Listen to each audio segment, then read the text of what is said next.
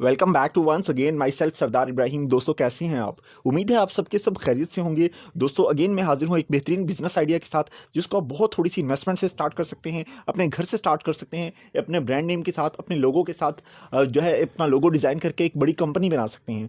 दोस्तों आज के जो बिज़नेस आइडिया है वो बेसिकली आइसक्रीम कोन बनाने का बिज़नेस आइडिया है कि इसकी आजकल मार्केट में बहुत ज़्यादा डिमांड है।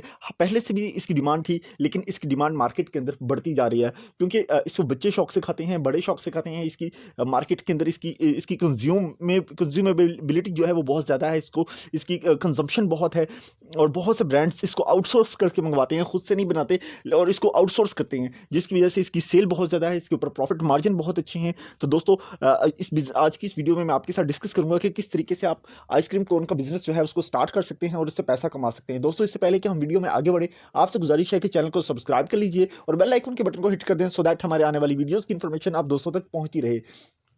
तो दोस्तों वीडियो शुरू करते हैं। दोस्तों जो आइसक्रीम का बिजनेस है, इसकी प्रॉफिटेबिलिटी के हवाले से मैं आपसे जिक्र करूं, तो दोस्तों इस एक प्रोडक्ट के ऊपर आप अगर सिर्फ 50 पैसे एक पीस से बचाते हैं, मैं यहाँ पर इमेजिन कर रहा हूँ कि आप कम से कम 50 पैसे बचा रहे हैं, लेकिन मैं आपको बताता हूँ कि इसके ऊपर 2 रुपये की 2 रुपये से 5 रुपये आप एक कोन के ऊपर बनाते हैं। लेकिन अगर आप 2 रुपये की बात नहीं कर रहा, मैं आपसे सिर्फ 50 पैसे की बात कर रहा हूँ कि सिर्फ 50 पैसे आप एक पीस से बचाते हैं, और एक दिन के अगर आप 10,000 बेचते हैं, 10,000 कोन बेचते हैं, तो इसका मतलब ये है कि 10,000 कोन बेचने के ऊपर आपने 5,000 का प्रॉफिट कमाया।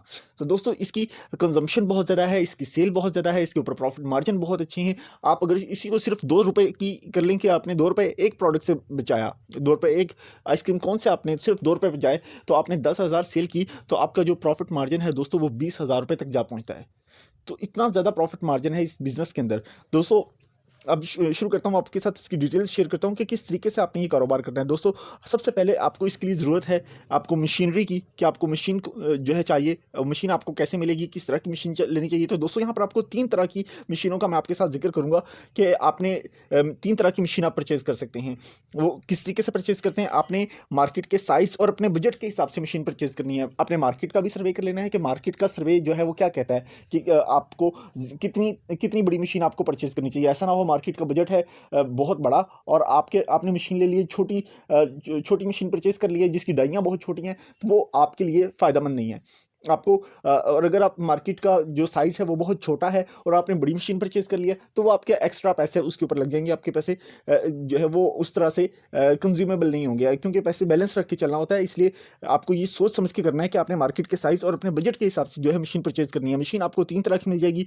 12 लाख वाली आपको 12 से 14 लाख की एक मशीन आपको मिल जाएगी। बड़ी डाई वाली मशीन होती है, ऑटोमेटिक होती है। तो ये मशीन जो है इसकी डेली कंजप्शन जो है 30-40 हज़ार कौन एक पर डे के हिसाब से बना रही होती है।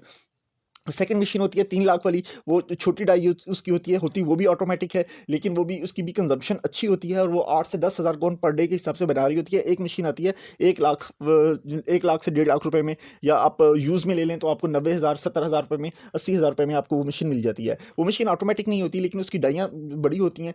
वो मैनुअल मशीन होती है। आपने मार्केट में सर्च कर लेना है कि आपका साइज मार्केट का जो साइज़ है वो कितना है, आपके बजट का साइज़ कितना है। आपने अपने बजट के हिसाब से और मार्केट के हिसाब से आपने मशीन परचेज करनी है। दोस्तों दूसरी अहम बात यह है कि आपने ये मशीन ऑपरेट कैसे होती है। दोस्तों इसके अंदर जो आप रॉ मटेरियल बनाते हैं, रॉ मटेरियल आप बनाएंगे, मैं आगे चल के इस वीडियो में आगे चल के आपको जो है रॉ मटेरियल भी आपका डिस्कस करूंगा कि इसके रॉ मटेरियल में क्या चीज़ें यूज़ होती हैं। तो रॉ मटेरियल जब आप इसके में डालते हैं, तो हीट पावर की वजह से ये डाइयों के मुताबिक ढल कर ये कोन की शक्ल इख्तियार कर लेती है, और एक कोन की शक्ल में बाहर आती है। ये अंदर से ही बेक होकर बाहर निकलती है। तो दोस्तों इसके जो रॉ मटेरियल के हवाले से मैं आपके साथ डिस्कस करूं, तो इसके रॉ मटेरियल में जो चीज़ें कंज्यूम होती हैं, यूज़ होती हैं, उनमें व्हीट फ्लोर यूज़ होता है, उसमें कॉर्न फ्लोर यूज़ होता है, उसमें साल्ट यूज़ होता है, उसमें बेकिंग पाउडर यूज़ होता है, उसमें कलर्स यूज़ होते हैं, उसमें फ्लेवर अपनी मर्ज़ी के मुताबिक आप ऐड कर सकते हैं।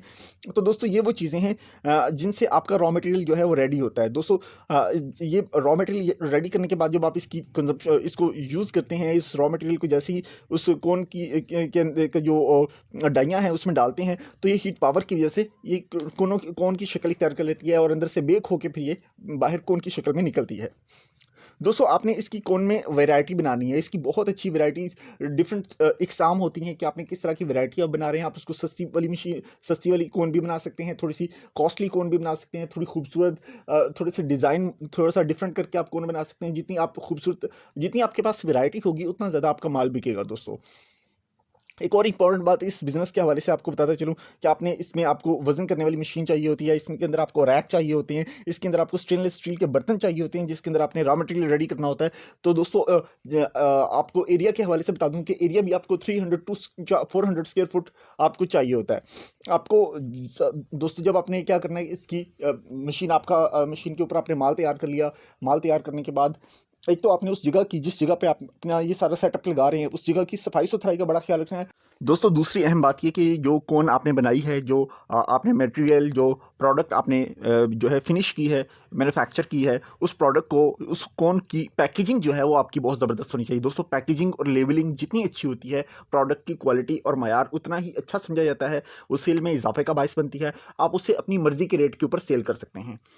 पहली बात थी वैरायटी, उसके अंदर कितनी वैरायटी आ रही है और उसकी कौन सी वैरायटी सेल हो रही है। आपने उन 2-3 वैरायटीज़ को पकड़ लेना है जो सेल हो रही है, जो एक किस्म सेल हो रही है।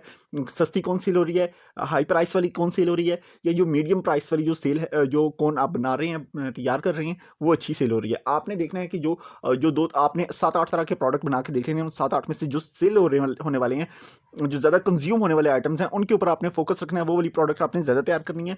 और उसकी बात आ जाती है उसकी पैकेजिंग और लेबलिंग। उसकी पैकेजिंग और लेबलिंग आपने इतनी अच्छी करनी है कि उसके ऊपर क्या किसी तरह का कोई मोनोग्राम बन सकता है। आप डाई के ऊपर ही इस तरीके से तैयार करवा लीजिए, अपनी डाइयाँ ही इस तरीके से बनवाएं कि उसके ऊपर जब वो कोन बन कर बाहर निकले तो उसके ऊपर एक मोनोग्राम लगा हो, बड़ा खूबसूरत सा मोनोग्राम हो। उसके ऊपर कोई खूबसूरत सी कोई पिक्चर बनी हो, कोई छोटी सी तस्वीर लगी हो, कोई लोगो आपके बिजनेस का वो उसके ऊपर लगा हुआ हो। तो दोस्तों इससे प्रोडक्ट की जो फिनिशिंग है वो बड़ी अच्छी होती है, बड़ी खूबसूरत सी उसकी फिनिशिंग आती है। तो दोस्तों आपने उसकी पैकेजिंग अच्छी करनी है, उसकी लेबलिंग अच्छी करनी है, ताकि उसकी सेल में इजाफा हो और आप उसके ऊपर अपनी मर्जी का प्रॉफिट आप उस कारोबार में, इस बिज़नेस के अंदर आप इससे ले सकें। दोस्तों उसके बाद अगली बात है कि आपने इसकी सेल को इंप्रूव कैसे करना है। सेल को इंप्रूव करने के लिए मैं आपसे कहूँगा कि आप शुरू में अपने सेल्समैन रखिए और ऑर्डर टेकर रखिए। एक ही सेल्समैन रखें जो सेल्समैन का भी काम करे और ऑर्डर टेकर का भी काम करे। जिन कस्टमर से वो डेली मिल के आता है, जो आपके रेगुलर कस्टमर्स हैं, उनके व्हाट्सएप नंबर, उनके कॉन्टैक्ट नंबर, उनके विजिटिंग कार्ड्स, सबकी लिस्ट आपके पास होनी चाहिए। उन्होंने आपसे कब कब ऑर्डर लिया, कितने का ऑर्डर लिया, आपके पास मुकम्मल तफसीलात मौजूद होनी चाहिए। दोस्तों आपका सेल्समैन जिस एरिया के लिए सुबह निकलने लगे तो उसको ये बात अच्छे तरीके से याद करवा दें कि आपने जाने से पहले, उस एरिया में निकलने से पहले वहाँ से ऑर्डर रिसीव करने हैं। अगर आपके पास सप्लाई मैन अलग से है और जो है वो ऑर्डर टेकर जो है वो अलग से है, तो आपने कहना है कि ऑर्डर टेकर ने कॉल्स करके ये सप्लाई मैन को बता देना है कि आज इस एरिया की भी सप्लाई साथ में कर दे। या आप खुद उस एरिया के अंदर जा रहे हैं तो ऑर्डर टेकर साथ में सप्लाई का सामान भी साथ लेकर जाए और उस एरिया के अंदर सप्लाई करके आए। दोस्तों इससे आपकी सेल में इजाफा होगा। और ऑर्डर टेकर को बेशक आप थोड़ा सा इंसेंटिव दे दीजिए कि अगर आप इसको डिलीवर भी करके आएंगे तो आपको अलग से पैसे मिलेंगे, अलग से आपको इंसेंटिव मिलेगा, बोनस मिलेगा। तो दोस्तों इस तरीके से आपकी सेल में इजाफा होगा, आपका बिजनेस जो है तेज़ी से चल निकलेगा। आपने मार्केट्स को विजिट करना है और उसके बाद फिर आप इसको अपने बिजनेस को ग्रेजुअली इंक्रीज कर सकते हैं। दूसरे एरियाज में विजिट करें, अपनी मार्केट साइज जो है उसको बड़ा कर लें और फिर ज़्यादा से ज़्यादा लोगों को इसको सेल करें और इससे प्रॉफिट कमाएं।